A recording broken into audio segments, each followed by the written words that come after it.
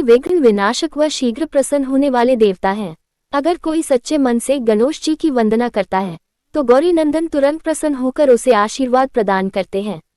वैसे भी गणेश जी जिस स्थान पर निवास करते हैं उनकी दोनों पत्नियां रिद्धि तथा सिद्धि भी उनके साथ रहती है। उनके दोनों पुत्र शुभ व लाभ का आगमन भी गणेश जी के साथ ही होता है।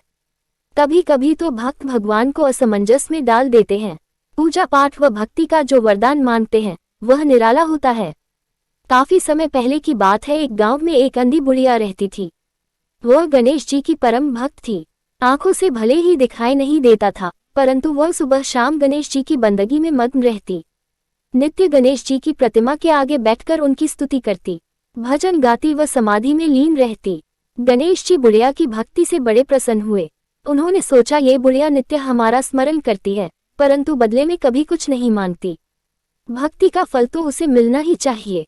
ऐसा सोचकर गणेश जी एक दिन बुढ़िया के सम्मुख प्रकट हुए तथा बोले, माई, तुम हमारी सच्ची भक्त हो।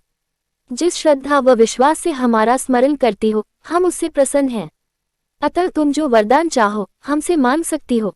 बुढ़िया बोली, प्रभु, मैं तो आपकी भक्ति प्रेम भाव से करती हूँ, मांगने का तो मैंने कभी सोचा ही नहीं, अतः मुझे कुछ नहीं चाहिए। गणेश जी पुनः बोले, हम वरदान देने के लिए आए हैं। बुढ़िया बोली, हे सर्वेश्वर, मुझे मांगना तो नहीं आता, अगर आप कहें तो मैं कल मांग लूंगी, तब तक मैं अपने बेटे व बहू से भी सलाह मशविरा कर लूंगी। गणेश जी कल आने का वादा करके वापस लौट गए। बुढ़िया का एक पुत्र व बहू थे। बुढ़िया ने सारी बात उन्हें बताकर सलाह मांगी। बेटा बोला, माँ, तुम गणेश जी से ढेर सारा पैसा मांग लो, हमारी गरीबी दूर हो जाएगी, सब सुख चैन से रहेंगे। बुढ़िया की बहू बोली, नहीं, आप एक सुंदर पोते का वरदान मांगे, वंश को आगे बढ़ाने वाला भी तो चाहिए। बुढ़िया बेटे और बहू की बातें सुनकर असमंजस में पड़ गई। उसने सोचा, ये दोनों तो अपने अपने मतलब की बातें कर रहे हैं। बुढ़िया ने पड़ोसियों से सलाह लेने का मन बनाया। पड़ोसन भी नेक दिल थी।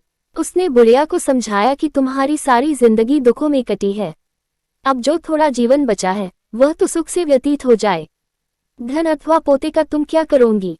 अगर तुम्हारी आंखें ही नहीं हैं तो ये संसारिक वस्तुएं तुम्हारे लिए व्यर्थ हैं, अतः तुम अपने लिए दोनों आंखें मांग लो।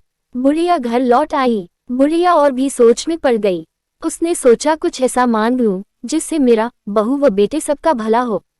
लेकिन ऐसा क्या हो सकता है? इसी उधेड़तुन में सारा दिन व्यतीत हो गया। बुढ़िया कभी कुछ मांगने का मन बनाती तो कभी कुछ, परंतु कुछ भी निर्धारित न कर सकी।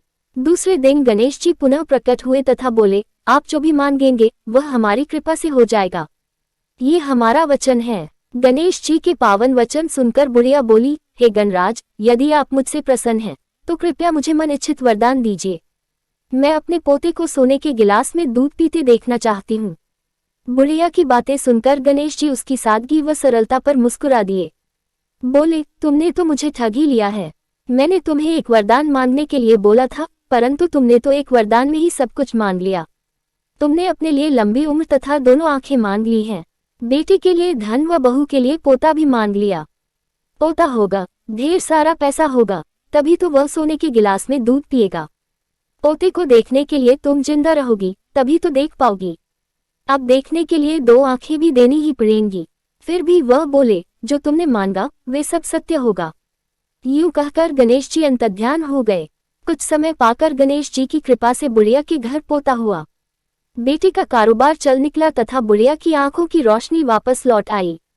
बुढ़िया अपने परिवार सहित सुखपूर्वक जीवन व्यतीत करने लगी।